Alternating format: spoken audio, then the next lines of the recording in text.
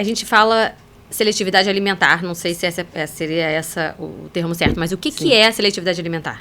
A seletividade alimentar ela é uma das questões da recusa alimentar. Quando a gente fala de recusa alimentar, a gente tem a fase inicial que toda criança passa, que é aquela fase onde a criança ela começa a deixar de comer determinados alimentos, escolher o que quer comer. Coisas que de repente ele já comia, mas do nada parou. Para de comer. Isso, tipo, no almoço ele comeu muito bem, a comida chegou no jantar e ele já não quis. Ou então a fruta da vez essa semana é a banana. E aí ama a banana, come banana todos os dias, de repente parou de comer. Não quer mais. E aí essa fase é muito comum acontecer em todas as crianças que percorrem ali entre 2 a 3 anos, e geralmente até 1 ano e meio, assim, a gente já consegue perceber. E essa fase dura geralmente 30 dias, 40 dias.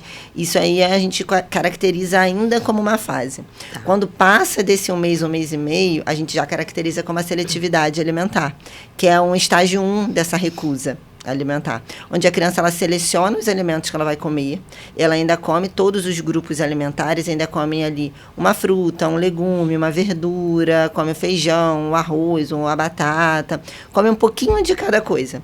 Mas ela começa a selecionar. Antes ela comia praticamente todas as frutas, agora ela só quer comer maçã, banana e pera. Antes ela comia todos os legumes, agora só aceita cenoura e chuchu. Mas ela ainda aceita provar de vez em quando. A gente ainda consegue montar um prato para aquela criança na hora da refeição, consegue diversificar o lanche. Aí a gente já vai para a dificuldade alimentar quando é um estágio mediano ali nessa recusa alimentar, onde ela exclui algum grupo da sua alimentação. Então, por exemplo, ela não come mais nenhum tipo de fruta.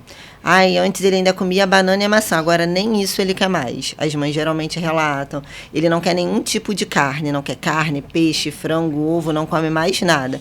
A comida é arroz e feijão. O arroz, feijão, e eu consigo colocar ainda uma batata ou uma cenoura. E aí ela tem uma alimentação mais restrita. Geralmente a criança come em torno de 20, 25 alimentos no máximo ali, nessa dificuldade alimentar. Já não aceita experimentar coisas novas, já tem uma resistência maior. E aí é um estágio nível 2, mais ou menos, dessa recusa. Quando a gente chega no estágio nível 3 dessa recusa alimentar, que é a neofobia alimentar, onde a criança ela já passa a ter um comportamento mais rígido referente à alimentação. Ela tem todas as características da dificuldade alimentar associada ao medo de comer, ou o medo do alimento por si só. Então, ela não consegue ficar no mesmo ambiente que tem o alimento. Ela não consegue, a família já não consegue, por exemplo, viajar, ir a restaurantes. A família não consegue deixar a criança, muitas vezes, na creche, porque ele não almoça na creche, ele só toma o lanchinho da manhã de casa, vai para a creche, chega na creche, ele não consegue fazer nenhum tipo de refeição. Ele vai passar o dia todo sem comer. E aí, geralmente, a creche não aceita deixar a criança o dia todo sem comer. E aí, a criança já não consegue ficar mais na creche porque não está almoçando, fazendo a refeição principal ali. Só aceita comer se for em casa, com uma mesma pessoa. Então, essa alimentação mais restrita, associada a esse medo do comer, ele vê o prato de comida, já corre, já chora, já não quer ficar no mesmo ambiente. Isso já até mesmo, às vezes, faz ânsia, ou até mesmo faz o vômito em si na hora da refeição. Isso a gente já caracteriza como a neofobia alimentar. É um estágio mais grave dessa recusa alimentar. São crianças que restringem muito a alimentação. Geralmente tem poucos alimentos no seu repertório alimentar. Tem crianças que chegam a ter 3 alimentos só ali no dia e tem uma alimentação muito mais restrita. E geralmente eles selecionam por marca, cor, textura. Então, crianças que só comem o pão se for da marca X. Criança que só come a batata, mas só se for frita.